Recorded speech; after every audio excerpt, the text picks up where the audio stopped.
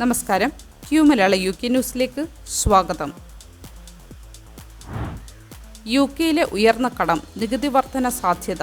BBC ന്യൂസിന്റെ report പ്രകാരം UK-യിൽ 2025 ഏപ്രിലിൽ സർക്കാർ കടം 20.2 ബില്യൺ പൗണ്ടായി ഉയർന്നു. മുൻ വർഷത്തേക്കാൾ 1 ബില്യൺ കൂടുതലാണിത്. ഇത് 1993 മുതലുള്ള ഏറ്റവും ഉയർന്ന ഏപ്രിൽ കടങ്ങളിൽ ഒന്നാണ്. ഇതിനാൽ ചാൻസലർ റേച്ചൽ റീവ്സിന് ശരത്കാല ബജറ്റിൽ നികുതി വർദ്ധിപ്പിക്കേണ്ടി വന്നേക്കാമെന്ന് വിദഗ്ധർ മുന്നറിയിപ്പ് നൽകുന്നു. നികുതി വരുമാനവും ചെലവുകളും നാഷണൽ ഇൻഷുറൻസ് വിഹിതം ഉയർന്നതിനാൽ നികുതി വരുമാനം 5 ബില്യൺ പൗണ്ട് വർദ്ധിച്ചു. എന്നാൽ ശമ്പള വർധന, പെൻഷൻ, പലിശ നിരക്ക്, പണപ്പെരുപ്പം എന്നിവ മൂലം സർക്കാർ ചെലവുകളും കൂടി. 2024 ഒക്ടോബറിൽ റീവ്സ് 40 ബില്യൺ പൗണ്ടിന് നികുതി വർധന പ്രഖ്യാപിച്ചിരുന്നെങ്കിലും കൂടുതൽ നികുതി വർധന ഒഴിവാക്കുമെന്ന് വാഗ്ദാനം ചെയ്തിരുന്നു. റീവ്സിന്റെ സാമ്പത്തിക നയങ്ങൾ ദൈനംദിന ചെലവുകൾ നികുതി വരുമാനത്തിൽ നിന്ന് നടത്താനും 2029-30 ദേശീയ കടം കുറയ്ക്കാനും ലക്ഷ്യമിടുന്നു. എന്നാൽ ഉയർന്ന കടവും സാമ്പത്തിക വളർച്ചയുടെ മന്ദഗതിയും ഇത് ബുദ്ധിമുട്ടാക്കുന്നു. ഉയർന്ന കടവും സാമ്പത്തിക മാന്ദ്യവും UK സർക്കാരിനെ നികുതി വർധനയിലേക്ക് നയിച്ചേക്കാം. വിന്റർ ഫ്യൂവൽ പേയ്മെന്റ് പോലുള്ള ചെലവുകൾ വർദ്ധിക്കുന്നത് ഈ സാധ്യത ശക്തിപ്പെടുത്തുന്നു. UK കുടിയേറ്റം 2024 പകുതിയായി കുറഞ്ഞു. 2024 UK-യിലെ നെറ്റ് മൈഗ്രേഷൻ 4,31,000 കുറഞ്ഞു. 2023 8,60,000 നിന്ന് ഏതാണ്ട് പകുതിയായി. ഓഫീസ് ഫോർ നാഷണൽ സ്റ്റാറ്റിസ്റ്റിക്സ് പ്രകാരം കൺസർവേറ്റീവ് സർക്കാർ നടപ്പാക്കിയ കർശന നിയന്ത്രണങ്ങളും കോവിഡിന്റെ വൈകിയുള്ള ഫലങ്ങളുമാണ് ഇതിന് കാരണം. കുടിയേറ്റ കണക്കുകൾ 2024 9,48,000 പേർ UK-യിലേക്ക് കുടിയേറി. 5,17,000 പേർ രാജ്യം വിട്ടു.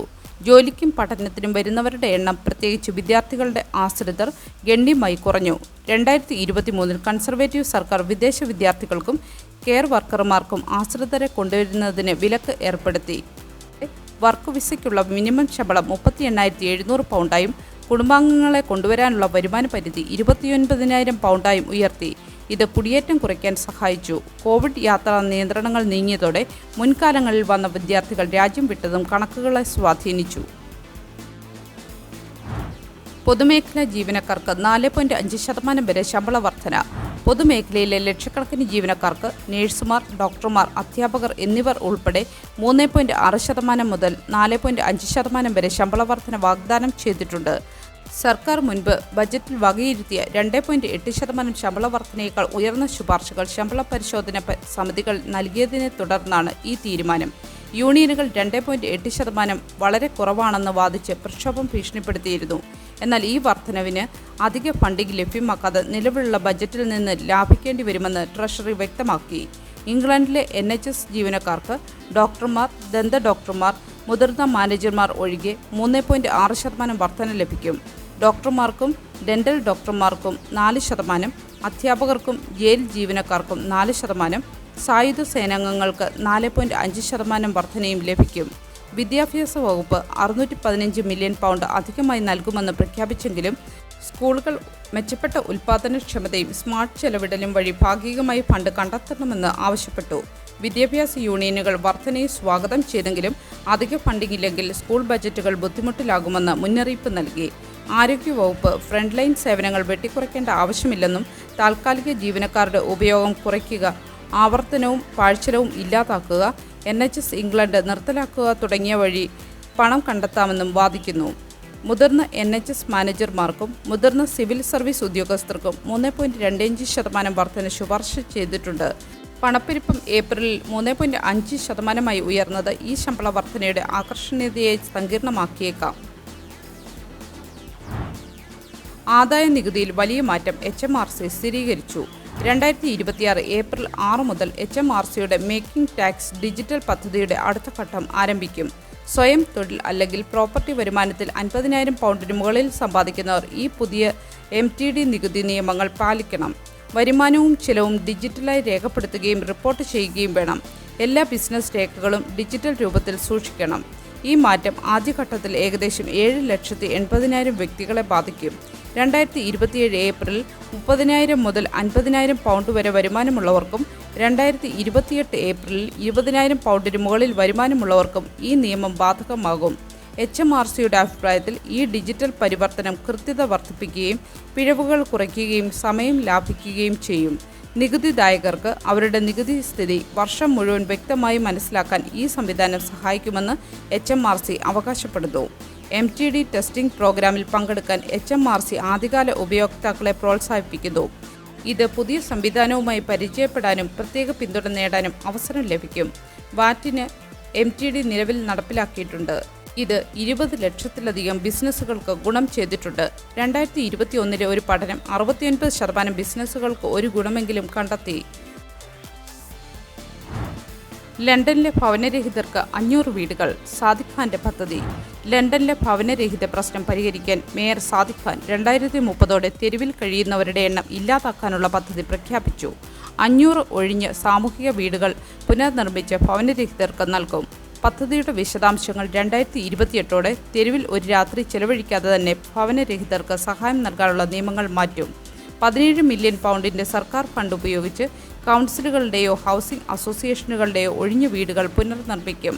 ഈ വീടുകൾ ആവശ്യക്കാർക്ക് ദീർഘകാല അടിസ്ഥാനത്തിൽ നൽകും. ലണ്ടനിലെ ഭവനരഹിത പ്രതിസന്ധി 2025 ജനുവരി-മാർച്ച് കാലയളവിൽ 4427 പേർ തെരുവിൽ കഴിഞ്ഞുവെന്നാണ്. ഇത് കഴിഞ്ഞ വർഷത്തേക്കാൾ 8% കൂടുതലാണ്. 47% UK പൗരന്മാരും 21% യൂറോപ്യന്മാരുമാണ്. 2016 ശേഷം 18,000 പേരെ തെരുവിൽ നിന്ന് രക്ഷിച്ചെങ്കിലും പ്രതിസന്ധി വർദ്ധിക്കുന്നു.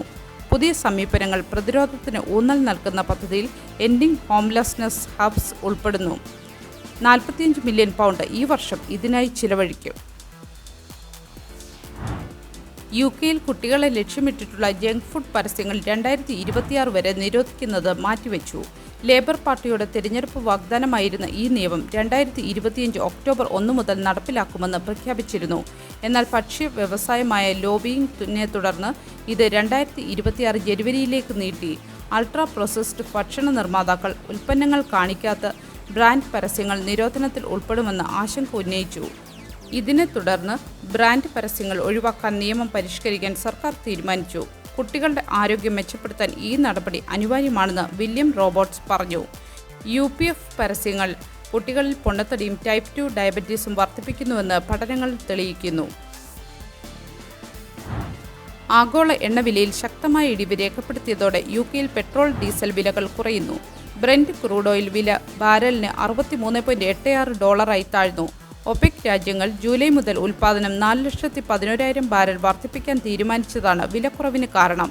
UKയിൽ ഇന്ധനവില 2021 ശേഷമുള്ള ഏറ്റവും താഴ്ന്ന നിലയിലാണ്. UKയിൽ പെട്രോൾ വില ലിറ്ററിന് 132.50 പെൻസും ഡീസലിന് 138.80 പെൻസുമാണ്.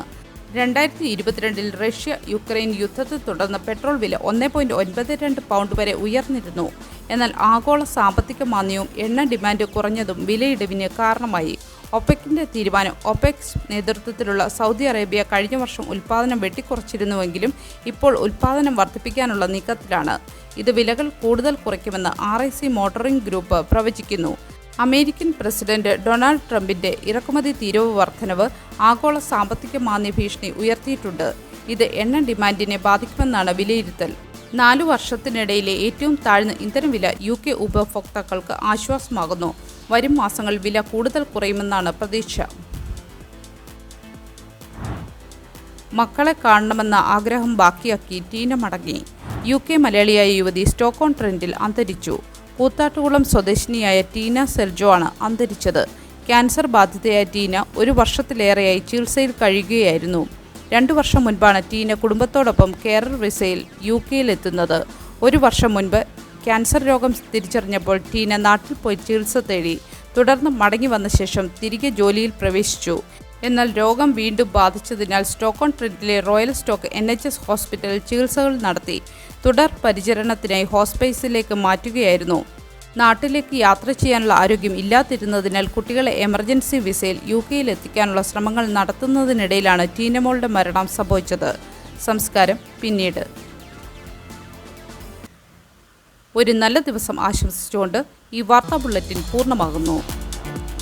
എല്ലാ ദിവസവും വാർത്തകൾക്കായി ഫോളോ ചെയ്യണമെന്നും വാർത്തകളുടെ നോട്ടിഫിക്കേഷൻ ലഭിക്കാനായി ബെല്ലൈക്കൺ എനേബിൾ ചെയ്യണമെന്നും Q മലയാളം UK ന്യൂസ് ഫേസ്ബുക്കിലും ഇൻസ്റ്റാഗ്രാമിലും യൂട്യൂബിലും ഫോളോ ചെയ്യണമെന്നും അഭ്യർത്ഥിക്കുന്നു.